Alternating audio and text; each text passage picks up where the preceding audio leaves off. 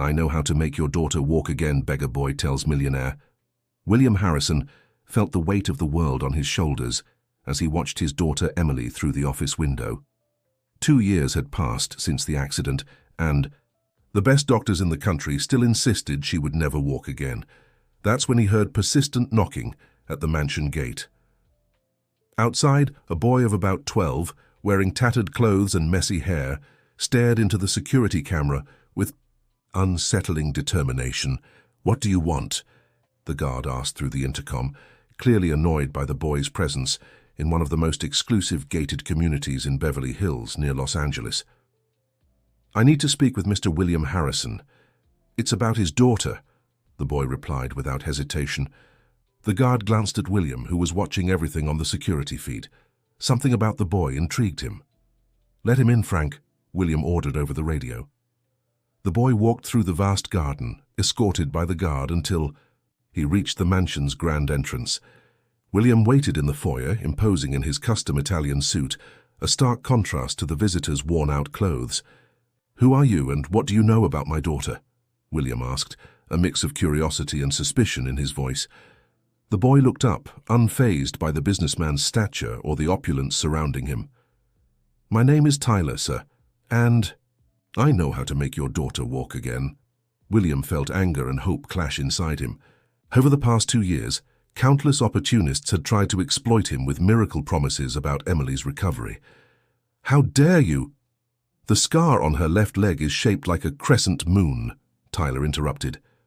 "The accident happened on May 3rd when she fell off her horse during training. The horse's name was Thunder." William paled. Those details had never been made public.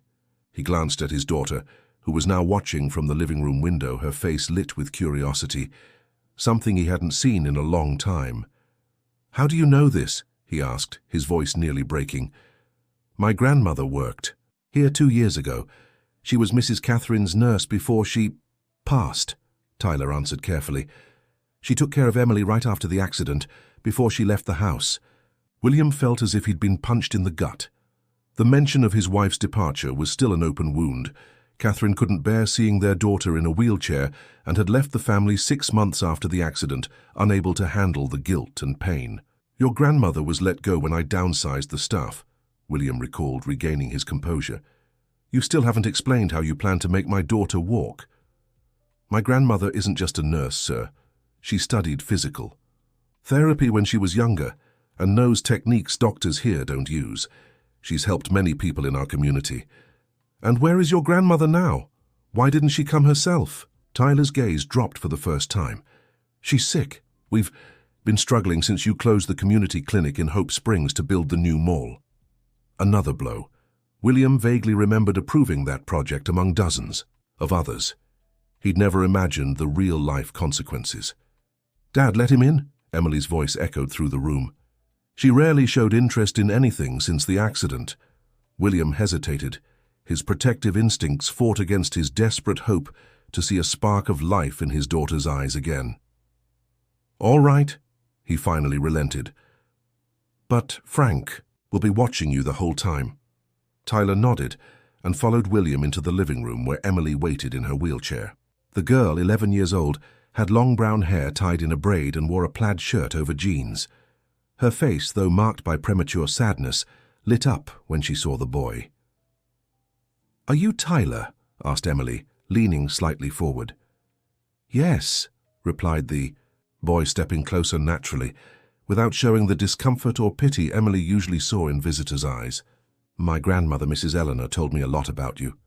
"Mrs. Ellie," Emily exclaimed with genuine enthusiasm. "How is she? I miss her so much." William observed the interaction, surprised. It had been months since he'd seen his daughter show such excitement.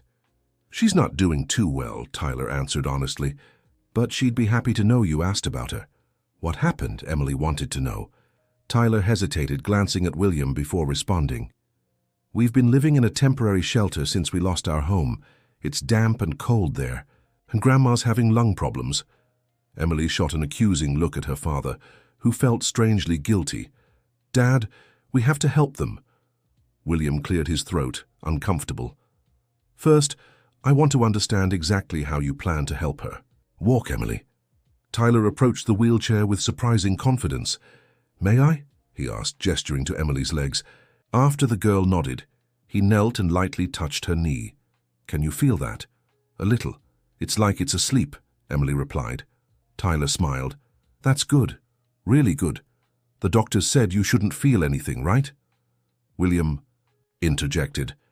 The doctors said she has partial sensation, but the nerves controlling movement were permanently damaged. With all due respect, sir, doctors aren't always right, Tyler replied with a confidence unsettling for his age. My grandmother helped a woman in the community with similar problems.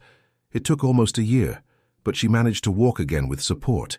One case isn't the same as another, William countered, though a small spark of hope began to flicker in his chest. True, Tyler agreed, but Emily is young and strong, and most importantly, she still has feeling. That means the connection isn't completely lost. Emily clasped her hands in her lap, her eyes fixed on Tyler. What would I need to do? She asked. Exercises. Lots of exercises. Every day. It'll hurt. It'll be exhausting and you'll want to give up often, Tyler explained with surprising honesty.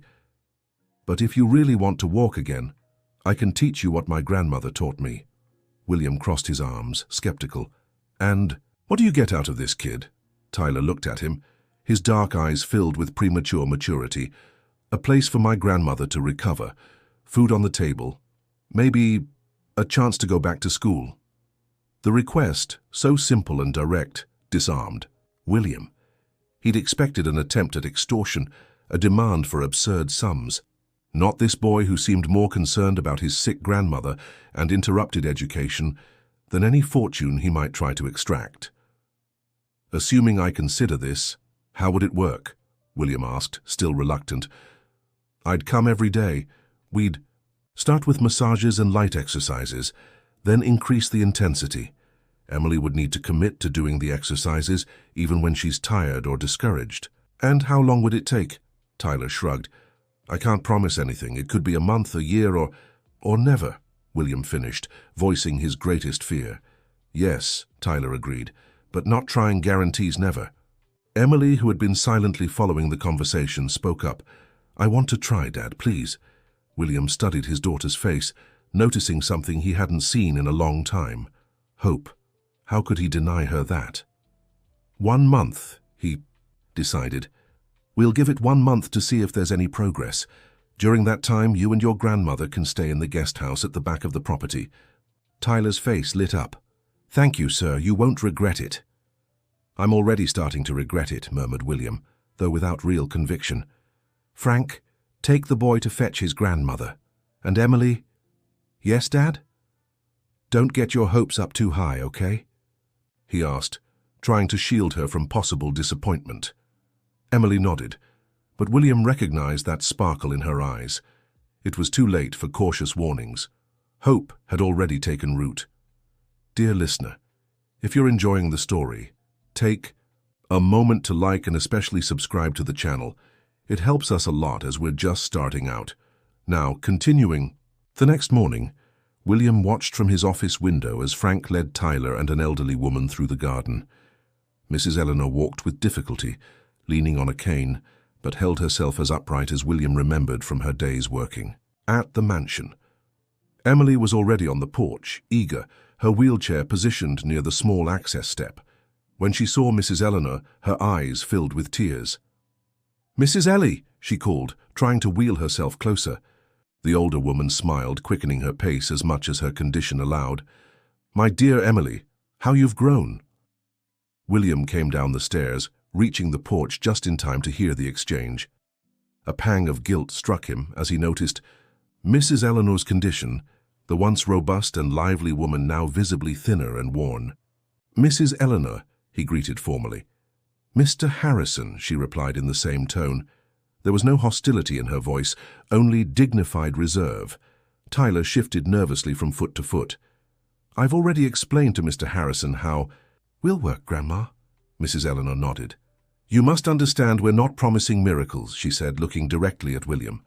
It's only the possibility of improving Emily's condition. Understood, William replied curtly. Show me this miracle technique. It's not a miracle, it's science and persistence, corrected Mrs. Eleanor. Tyler, shall we begin with the sensory exercises? The boy agreed, kneeling before Emily's chair. With careful movements, he began massaging her feet. Can you feel this, Emily? He asked. A little. It's like tingling. Tyler smiled. Great. Now I want you to try moving your toes when I count to 3. It doesn't matter if you succeed or not. Just try. 1, 2, 3. Emily concentrated hard, but nothing happened. William's chest tightened, fearing his daughter would be disappointed on the very first day. It didn't work, Emily said, lowering her head. Of course it did. Tyler exclaimed enthusiastically. You tried, and that's already the first step. Nerves are like paths in the forest. When they're unused, they get overgrown. We need to clear those paths little by little. William watched, impressed by how the boy turned an apparent failure into something positive. Mrs. Eleanor stepped closer, leaning on her cane. The secret is persistence, Emily. Every single day, without exception. And on the days you don't feel like trying, those are the days you need it most. The first week was about adjustment. Tyler and Mrs. Eleanor established a strict routine of exercises that filled Emily's mornings and afternoons. William, initially skeptical, began occasionally joining the sessions, observing from a distance. It was during dinner on the 8th day that the first crisis struck.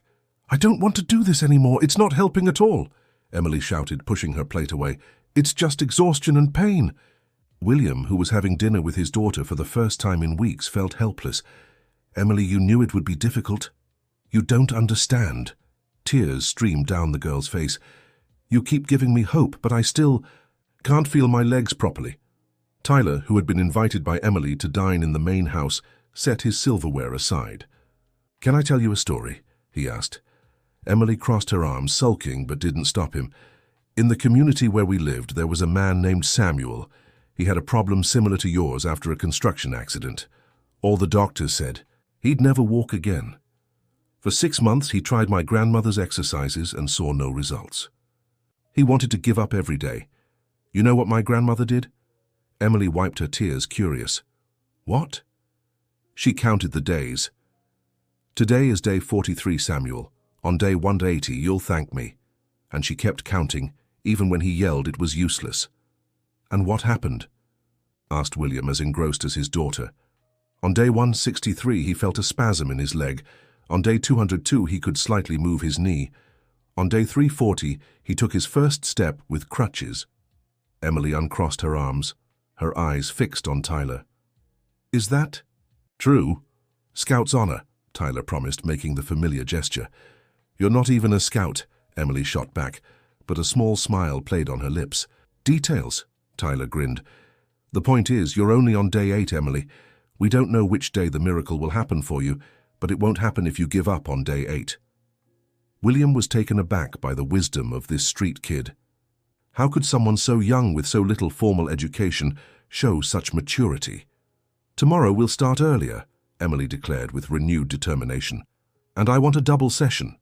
Absolutely not, interjected Mrs. Eleanor, who entered, the room carrying dessert.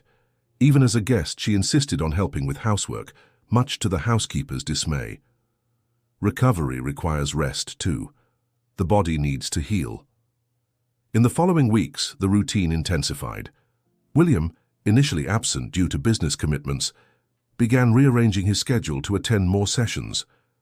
Emily's determination and Tyler's persistent method impressed him more each day. It was during the 3rd week that Dr. Richard Thompson, the neurologist overseeing Emily's case, made a routine visit and discovered what was happening. You allowed an unqualified boy to perform procedures on your daughter? He asked, incredulous. This isn't just irresponsible, it's potentially dangerous. William tried to explain. Doctor, they're just basic physical therapy exercises, and his grandmother has training. Training? A retired nursing assistant isn't qualified to treat a complex case like Emily's. The doctor seemed genuinely concerned. Mr. Harrison, I understand your desperation, but giving Emily false hope is cruel. Her condition is permanent, as confirmed. by multiple specialists. Emily, listening from the adjacent room, spoke up. "It's not false hope. I felt movement yesterday." Dr. Thompson looked at William gravely. "That's common in patients with neurological injuries.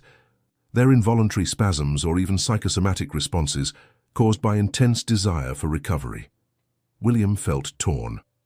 On one hand, he respected the opinion of the renowned specialist who had treated his daughter since the accident. On the other, he couldn't ignore the visible change in Emily's spirit or the tireless dedication of Tyler and Mrs. Eleanor. "Doctor, I appreciate your concern, but for now we'll continue with... If you insist on this path, I'll have no choice but to withdraw from the case," the doctor interrupted. "And I can't guarantee that other specialists will agree to take over, knowing the patient is undergoing unconventional treatments." The veiled threat hit William squarely. Dr. Thompson was internationally respected, and getting him to accept Emily's case hadn't been easy. "I need to think," William finally replied. That night, William couldn't sleep. He tossed and turned, tormented by the difficult decision. Around 2 in the morning, he got up and quietly walked down the hall to Emily's room. The door was slightly ajar. To his surprise, Emily wasn't sleeping. She sat on the bed doing the exercises Tyler had taught her, counting in whispers. 48, 49, 50. William felt a lump in his throat. There was his daughter, determined to recover, even when no one was watching. "Emily," he called softly. The girl startled. "Dad, I was just doing your exercises, I saw," William finished, sitting on the edge of the bed. "Why aren't you sleeping?" Emily lowered her eyes. "I heard your talk with Dr. Thompson. You're going to make Tyler and Mrs. Eleanor leave, aren't you?" The direct question caught him off guard. "Emily, the doctor is worried these exercises might harm you. Maybe we should listen to the specialists." "And the specialist said I'd never walk again," Emily interrupted with more strength than William had heard since the accident. "But I felt it, Dad. Yesterday, when Tyler was doing the resistance exercise, I felt my thigh muscle contract. It wasn't a spasm, it was me." William didn't know what to say. He wanted to believe his daughter, but he feared she was deluding herself, creating false memories fueled by desperate hope. "Emily, I understand that." "No, you don't." Tears began streaming down the girl's face. "No one does. Not even Mom understood. That's why she left." The mention of his ex-wife hit William like a physical blow. Catherine had left over a year ago, unable to handle their daughter's new reality. The separation, though amicable on paper, had left deep scars on everyone. "Your mother, she just needed time," William said, knowing the words sounded hollow. Time. She had time. Meanwhile, I'm the one stuck in this chair. Emily sobbed now, years of frustration and abandonment pouring out. "And now that I finally have hope, that I've found someone who believes in me, you want to take that away too?" William hugged his daughter, letting her cry against his chest. He realized then that in trying to protect her from disappointment, he was denying her the only thing that truly mattered, the chance to fight. "Shh, it's okay," he whispered, stroking her hair. "Tyler and Mrs. Eleanor aren't going anywhere. We'll keep trying." Emily lifted her face, eyes red but hopeful. "Promise?" William nodded, feeling a weight lift from his shoulders. "I promise, and I'll talk to Dr. Thompson tomorrow. If he doesn't want to continue, we'll find another doctor." The next morning, William called Dr. Thompson and explained his decision. As expected, the doctor withdrew from the case but recommended a younger, open-minded colleague, Dr. Michael Reynolds, who agreed to monitor the alternative treatment alongside conventional medicine. "I can't promise I'll endorse every unproven method," Dr. Reynolds warned during his first visit, "but I'm willing to observe and document the process.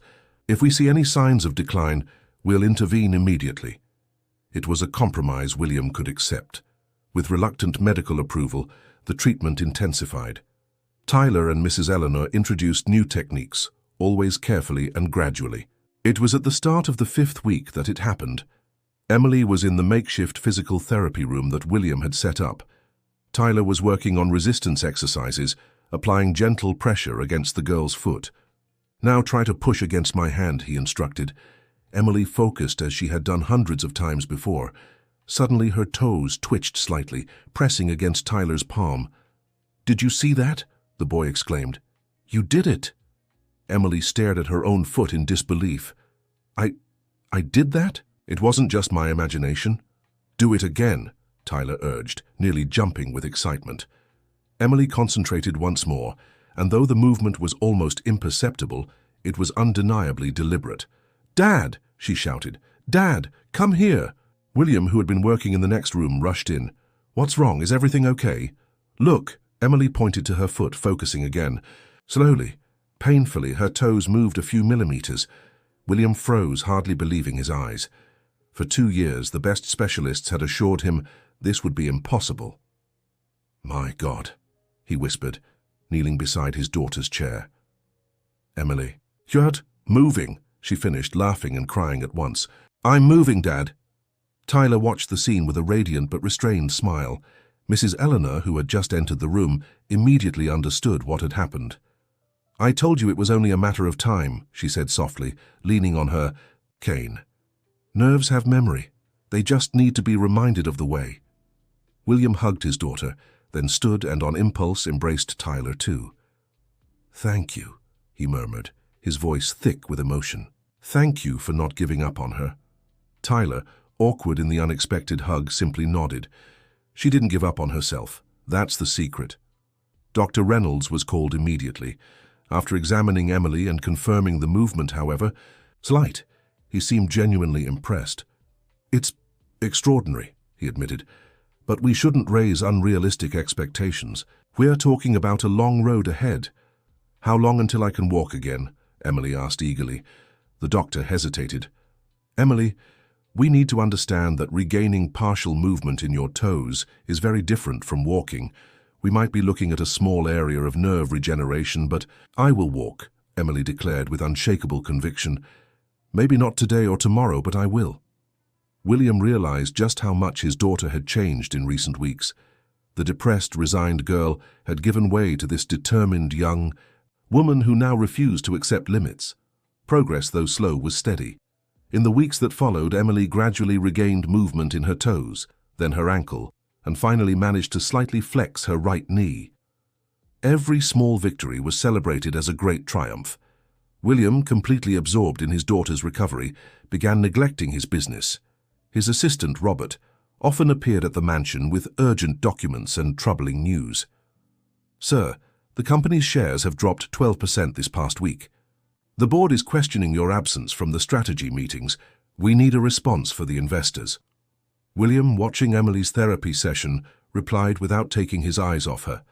"Tell them I'm tending to my most important investment." Robert looked uncomfortable.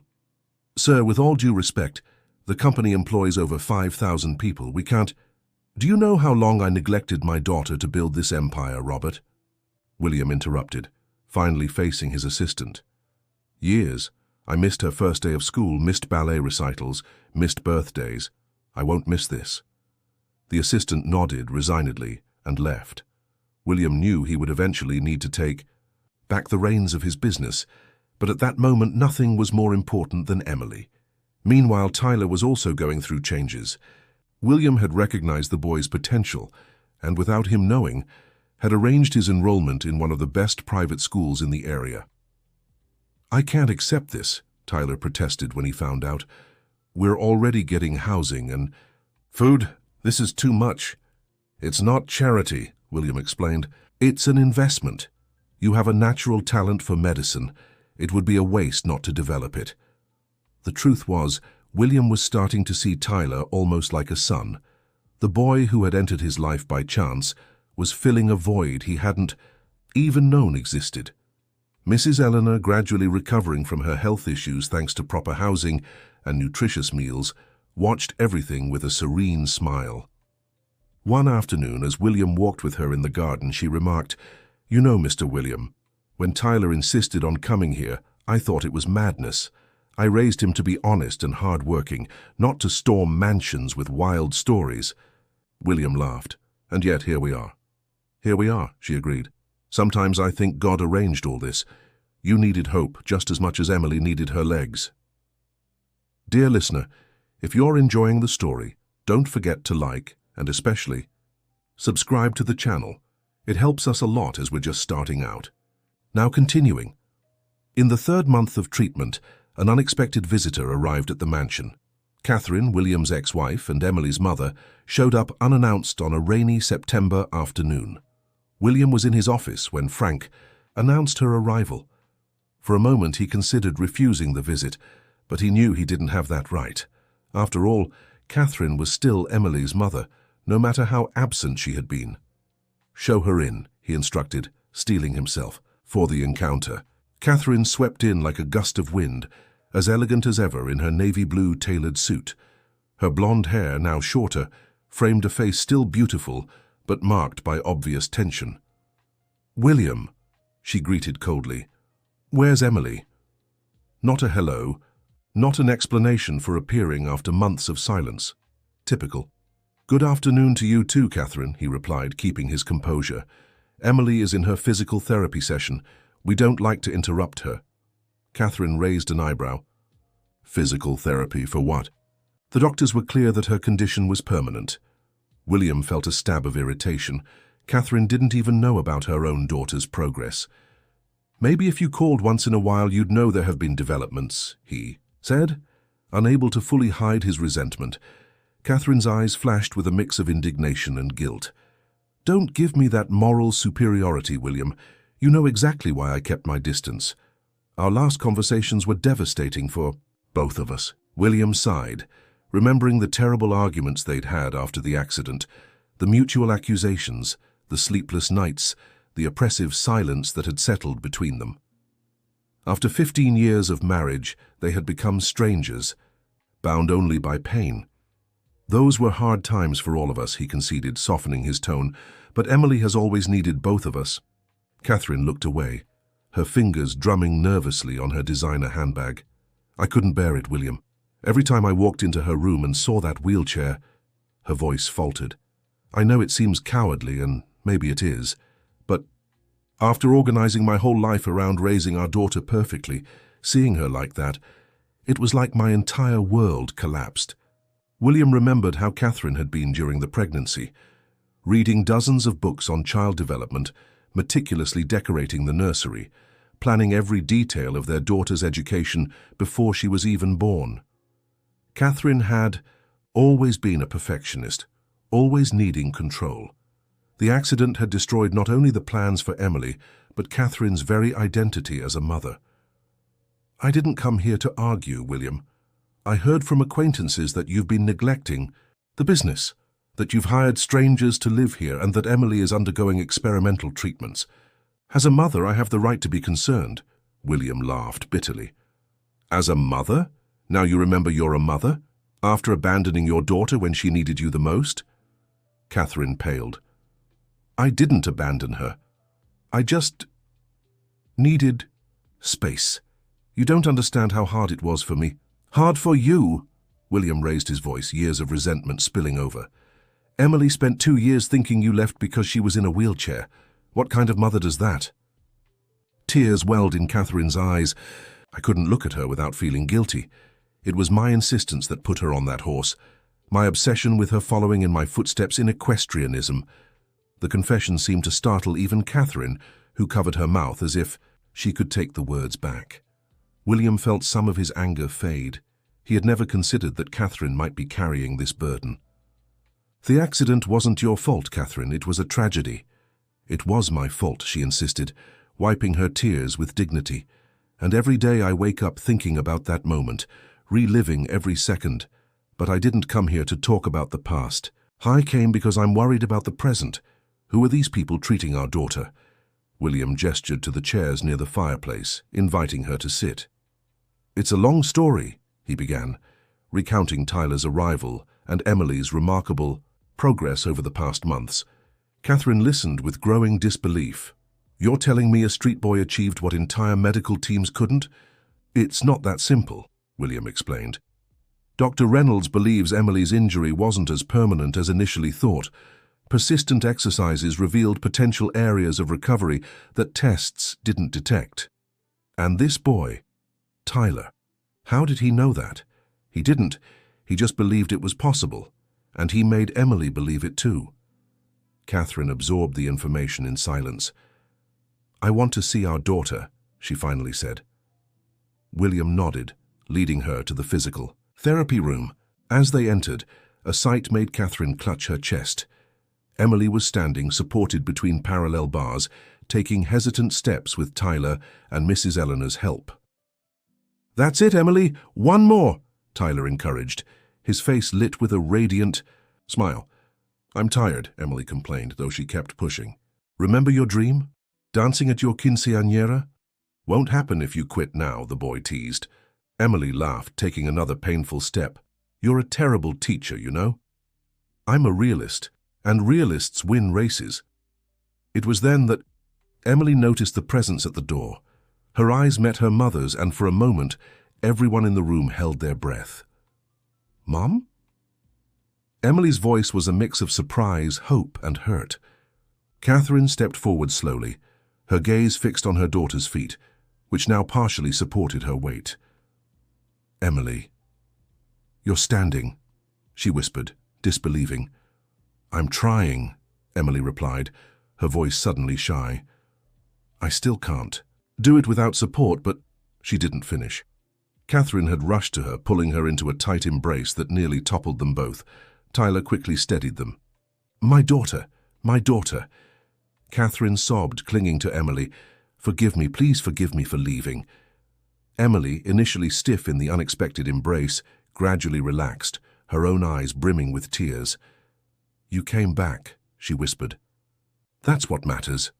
William watched the scene with mixed emotions. On one hand, resentment over Catherine's long absence. On the other, relief that Emily finally had her mother back. Tyler and Mrs. Eleanor discreetly left the room, giving the family privacy. That night was one of reconciliation. During dinner, Emily showed her mother all the progress she'd made, proudly demonstrating how she could move her legs, even if still with limitations. "Dr. Reynolds says I might need crutches for a while," Emily explained. "But he thinks I'll eventually walk short distances without support." Catherine, visibly moved, looked at her daughter as if seeing her for the first time. "You're so strong, so determined. When did you grow up so much?" Emily shrugged. "I guess it was when I realized I could choose between staying angry or moving forward." The wisdom in the 11-year-old's words struck Catherine deeply.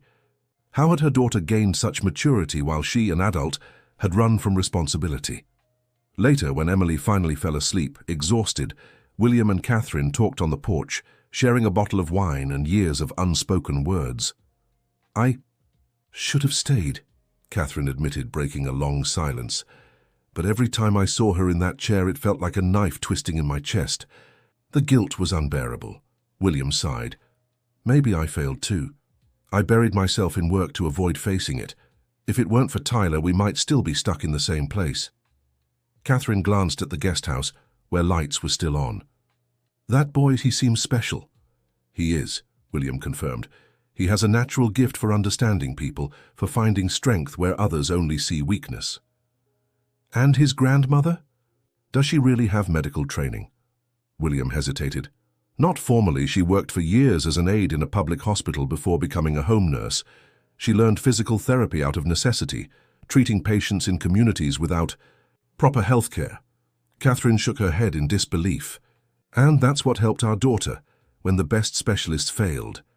"What helped Emily wasn't just the techniques," William corrected. "It was the combination of persistence, believing it was possible, and a lot of hard work. Tyler never promised results, only total commitment to the process." A new silence settled between them, more comfortable than before. "So now what?" Catherine finally asked. "What happens to all of us?" Thanks William knew all of us didn't just mean him, Catherine, and Emily. It also included Tyler and Mrs. Eleanor, who had become inseparable parts of their lives. "I don't know," he admitted honestly. "But for the first time in a long time, I'm hopeful about the future." Catherine reached across the table, hesitantly touching William's hand. "Can I be part of that future, even after everything?" William looked at her hand on his, remembering all the years they'd shared, the love they'd once had, the family they'd built. There were hurts, yes, but also a history that couldn't be erased. "Emily needs her mother," he finally answered, "and you'll always have a place in our lives." It wasn't a romantic reconciliation, but it was a fresh start.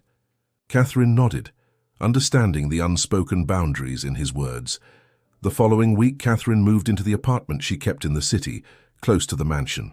They settled into a routine where she actively participated in Emily's rehabilitation, gradually rebuilding the fragile bond with her daughter. Tyler remained the central pillar of the treatment, though he now had the official supervision of Dr. Reynolds, who meticulously documented every bit of progress for a study he intended to publish. It was William who came up with the idea during one of their family dinners, which now regularly included Tyler and Mrs. Eleanor. "What would you all think about turning the east wing of the property into a rehabilitation center?" he suggested. "We could combine conventional techniques with Mrs. Eleanor's methods. We'd help people who can't afford expensive treatments." The suggestion was met with enthusiasm by everyone, especially Emily. "I could help," she exclaimed. "Once I'm better, I can teach what I've learned from Tyler." Catherine, who was gradually reclaiming her place in the family, added, "I can handle the administrative side. I have experience managing social projects." Tyler, usually talkative, stayed silent, his eyes fixed on his plate. "What's wrong, Tyler?" Emily asked, noticing his discomfort. "Don't you like the idea?" The boy hesitated before answering. What if I'm not good enough to help others? What if Emily's case is just a one-time thing?" It was Mrs. Eleanor who responded, her voice calm but firm. "No one is born knowing everything, my grandson. You'll learn what you need to. The important thing is you already have what can't be taught: compassion and persistence." Dr. Reynolds, who was also present, added, "I agree with Mrs. Eleanor. Besides, I'm willing to oversee the center and contribute the necessary medical knowledge. What you've done with Emily deserves to be studied and replicated." Tyler's eyes lit up. "So we could really help more people like Emily?" "Not just like Emily," William explained, "but anyone in need of rehabilitation who can't afford it." The idea quickly took shape. William allocated a significant portion of his wealth to establish the New Path Foundation, initially focused on physical rehabilitation for children and teens. The press soon caught wind of the story. At first, the coverage was skeptical. Millionaire abandons business to invest in controversial alternative treatment. Gradually, as the results for Emily and other early patients became evident, the narrative shifted to revolutionary method combines traditional wisdom and modern medicine. Not everything was smooth sailing, however. The Regional Medical Association issued a statement expressing serious concerns about the method, labeling it scientifically unproven and potentially dangerous if applied without proper supervision. In response, William organized a symposium bringing together healthcare professionals, researchers, and patients. For 2 days, heated debates took place in the Foundation's main auditorium.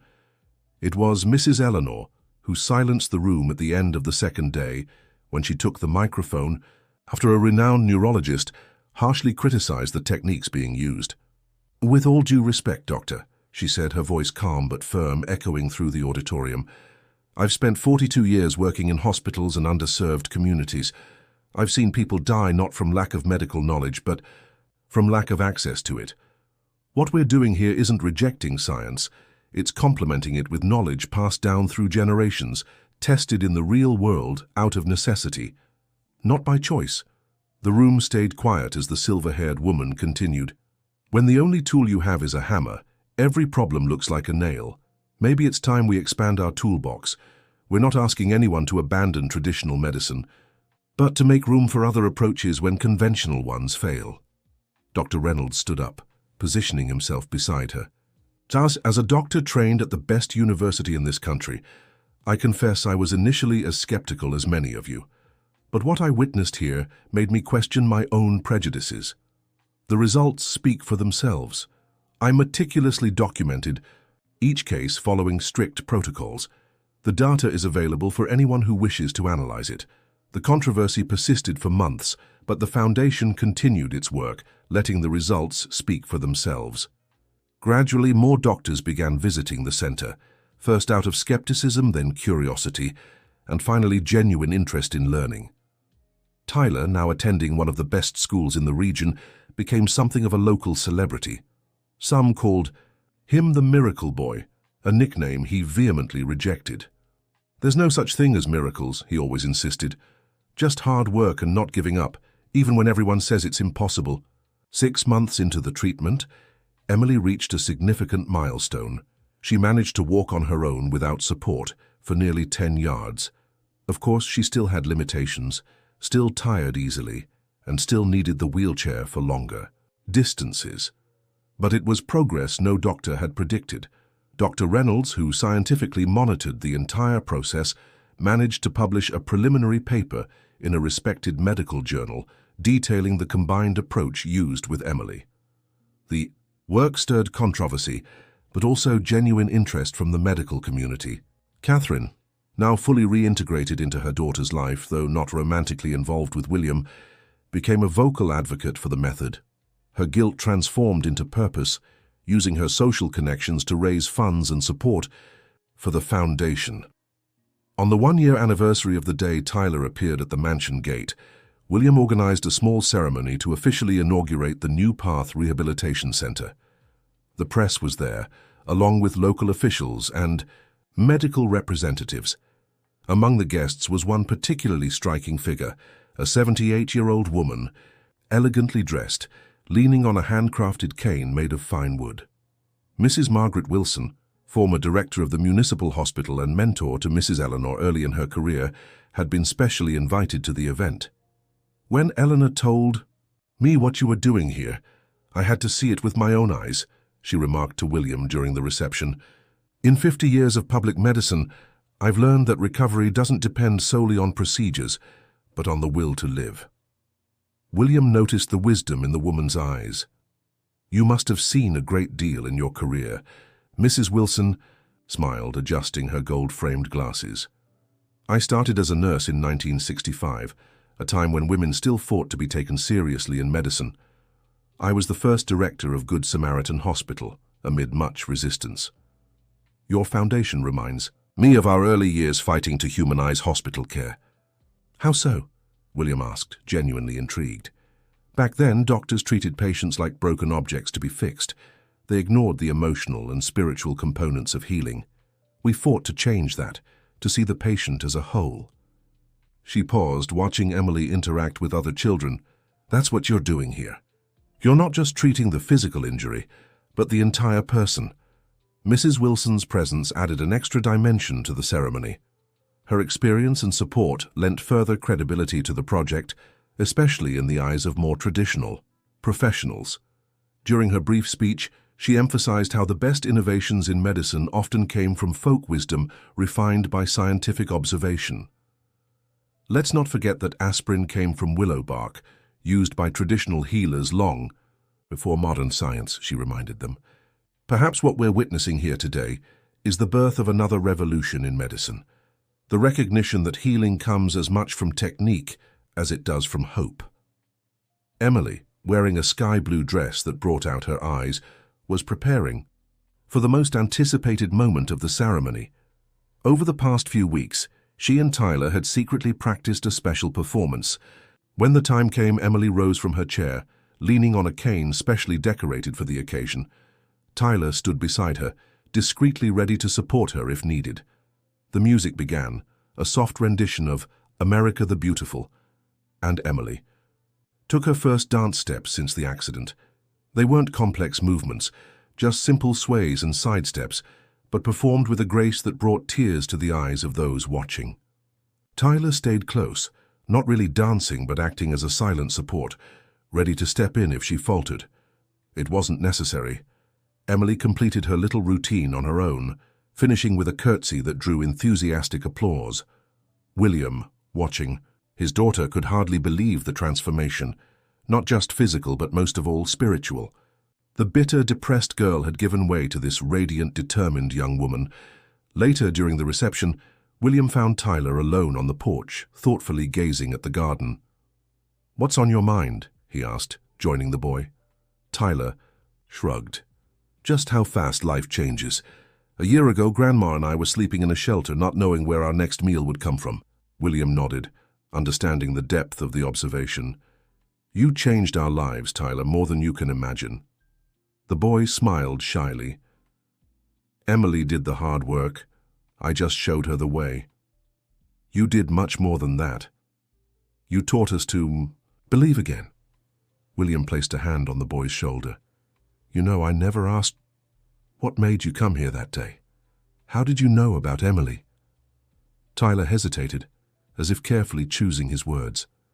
Grandma always talked about the sweet girl she used to care for before we lost our home. One day I saw a newspaper article about you talking about your business. I recognized the name.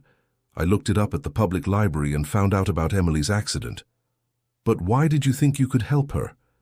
Tyler's gaze grew distant.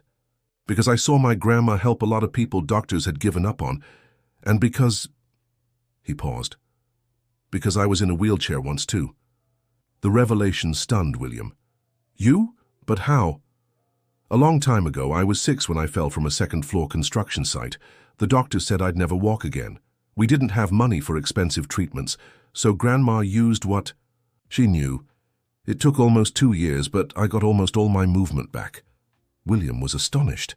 In a year of living together, Tyler had never mentioned this. Why didn't you say anything before? Tyler shrugged. I didn't want Emily to think I was promising something just because it worked for me.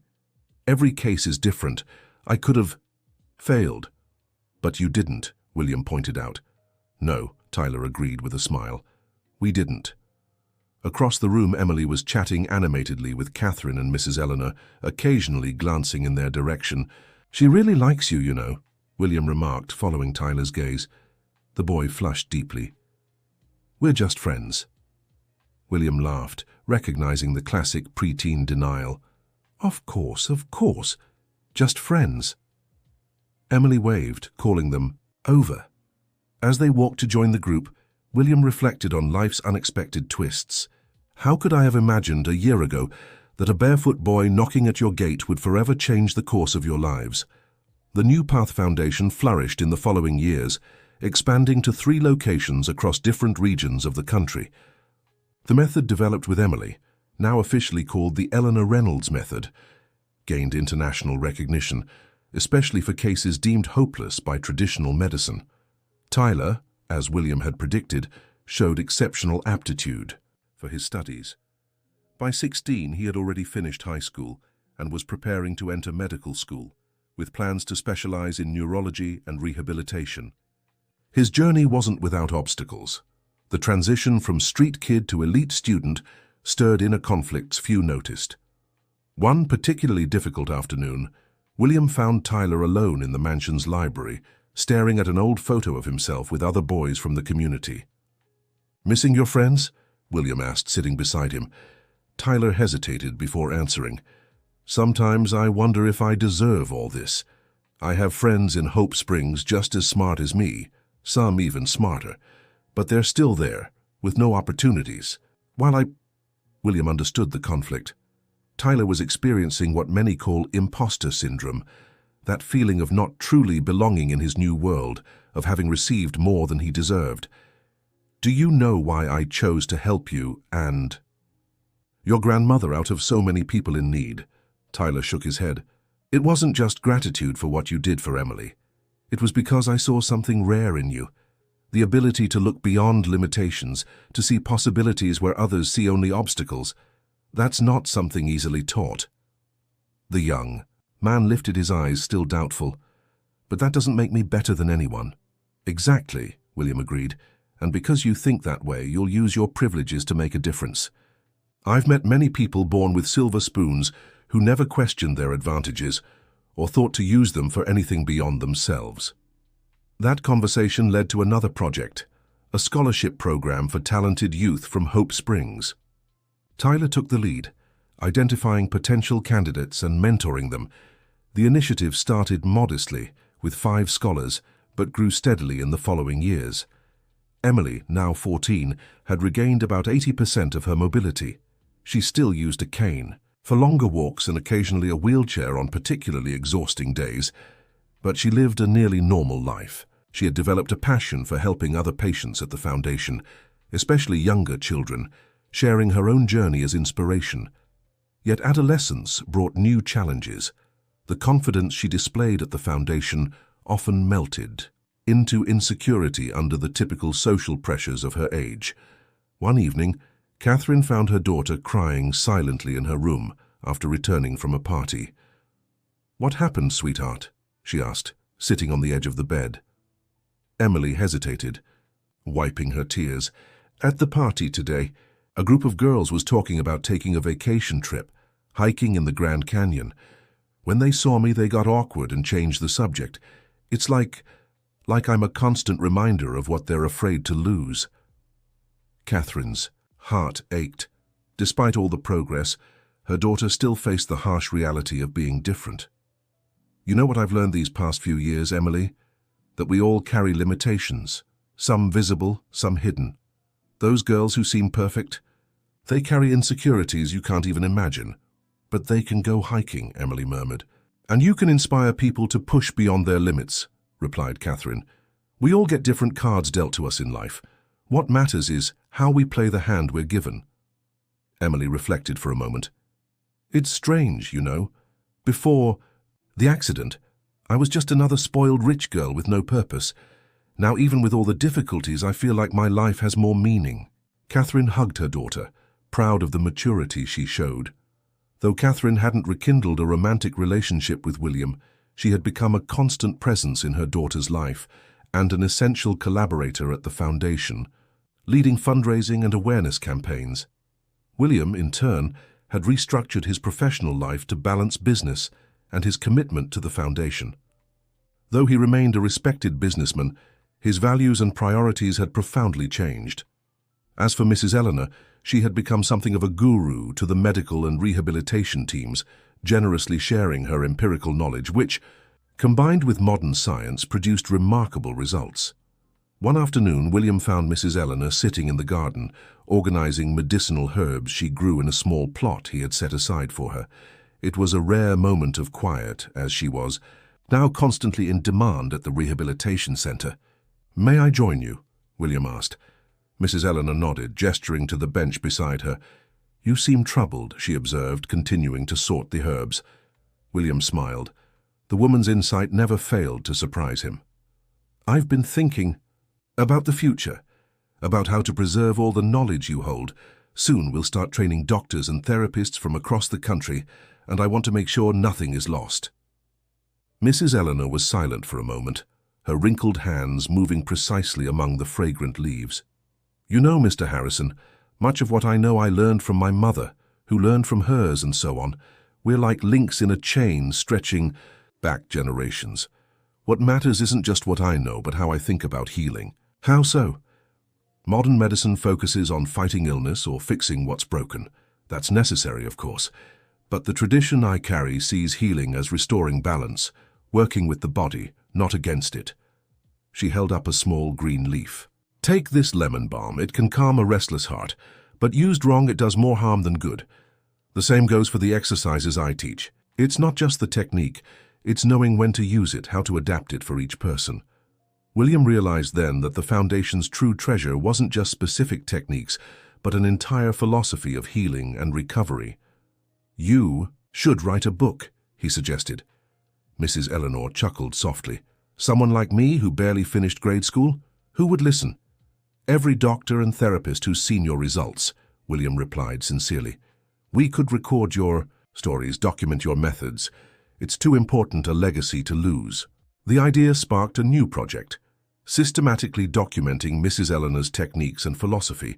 A multidisciplinary team was formed, including doctors, anthropologists, and medical historians. What began as simple record-keeping evolved into a formal research program investigating the scientific basis behind traditional practices. On a sunny afternoon in May, 3 years after the fateful meeting at the mansion gate, Emily prepared for a special moment. After months of intensive practice, she was about to perform in a small school dance showcase. Not classical ballet as she'd dreamed in childhood, but a contemporary routine adapted to her current abilities. Backstage, nerves consumed her. "What if I fall? What if everyone realizes I'm still not normal? Emily confided in Tyler, who was by her side as always. Tyler, now a 15-year-old boy taller than Emily, adjusted the decorative headband in her hair. First, normal is overrated. Second, you won't fall. And third, even if you do, you'll get back up and keep going, like you always have. Emily took a deep breath, finding comfort in his words just as she had for the past 3 years. You always know what to say. It's a gift, he teased, drawing a nervous smile from her. The performance wasn't perfect. There was a moment when Emily faltered, nearly losing her balance, but just as Tyler had predicted, she recovered and kept going, finishing the routine with a triumphant pose that earned enthusiastic applause from the audience. In the eyes of William, Catherine, and Mrs. Eleanor, tears of emotion and pride shimmered. Not just for what Emily had achieved physically, but for the person she had become, strong, resilient, compassionate. Later, during the small celebration, at home, William raised his glass in a toast. To Emily, who taught us the meaning of perseverance, he began. To Tyler, who showed us that true wisdom doesn't always come from books or diplomas. To Mrs. Eleanor, whose generosity changed, more lives than we can count. And to everyone who believed when it would have been easier to give up. Catherine added, to our family who found their way back through hardship. Glasses clinked, celebrating not just Emily's successful performance, but the extraordinary journey they had shared. After everyone had left, Emily and Tyler sat on the porch, gazing at the stars as they often did. Did you know we'll be taking college entrance exams the same year? Emily remarked. You ahead of schedule and me delayed because of the accident. Interesting, Tyler replied. Do you know what you want to study? Emily smiled. Physical therapy. I want to continue what you and Grandma Eleanor started. We'll make a good team, the neurologist and the physical therapist. Do you think we'll be able to help more people, like me? Tyler looked up at the starry sky before answering, I think we already are, and we'll keep doing it. One step at a time. Emily rested her head on his shoulder, a familiarity built over years of friendship, trust, and shared perseverance. One step at a time, she repeated softly. Like you taught me. As he watched the two young figures on the porch, William reflected on the transformative power of a simple act of faith. The barefoot boy had knocked on his gate 3 years ago, defying all odds and conventional wisdom. I know how to make your daughter walk again, he had said, with a conviction that had seemed absurd at the time.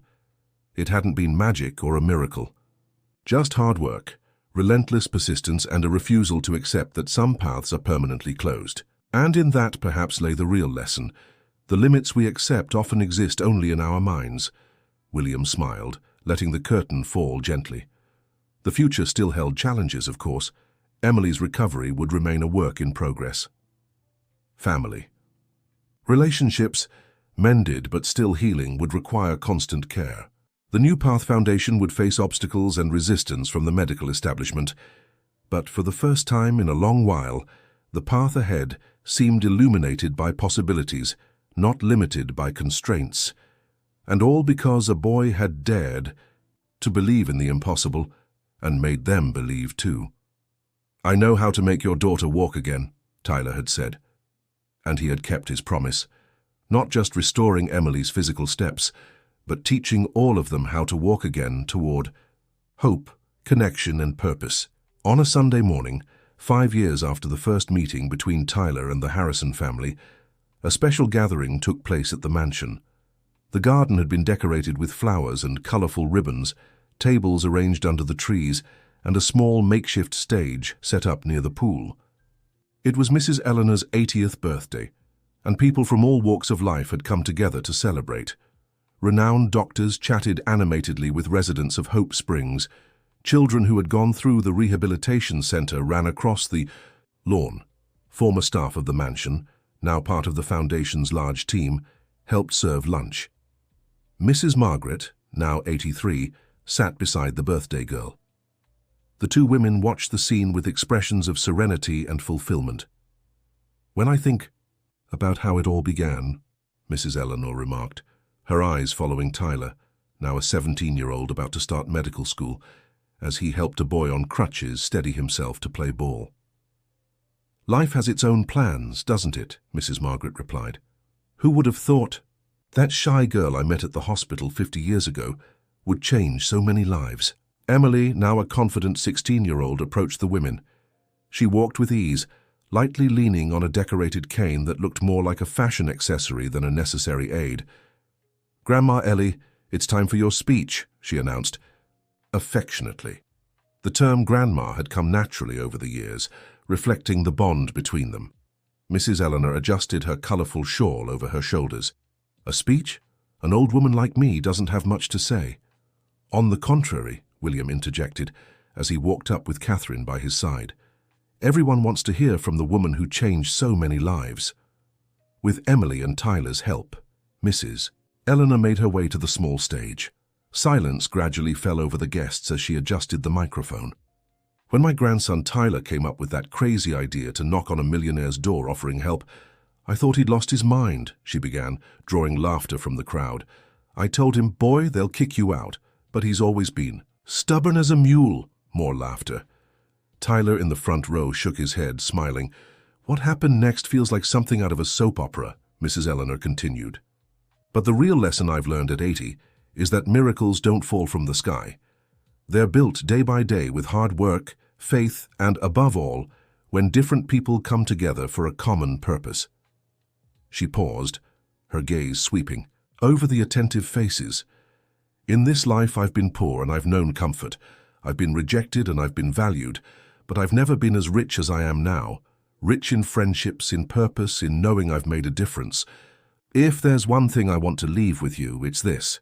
No matter your age, your circumstances, or the obstacles you face, it's always possible to start over. It's always possible to reach out to someone." The applause was thunderous. William, who now split his time between business and the foundation, felt his eyes grow moist. Beside him, Catherine squeezed his hand discreetly. Not as lovers, for that chapter had closed, but as partners in a journey that had transcended their personal conflicts. Emily stepped onto the stage, hugging Mrs. Eleanor warmly. "I want to add something," she said into the microphone, her voice as steady as the confident young woman she'd become. "5 years ago, a boy came to our door and said he knew how to make me walk again. What he didn't know was that he'd teach me, so much more than that. He'd teach me how to truly live." Her eyes found Tyler's in the crowd. "The wheelchair limited me physically, but even before it I was limited in so many other ways. I lived in a bubble of privilege, oblivious to the world around me. The accident, as painful as it was, opened my eyes to a reality greater than myself.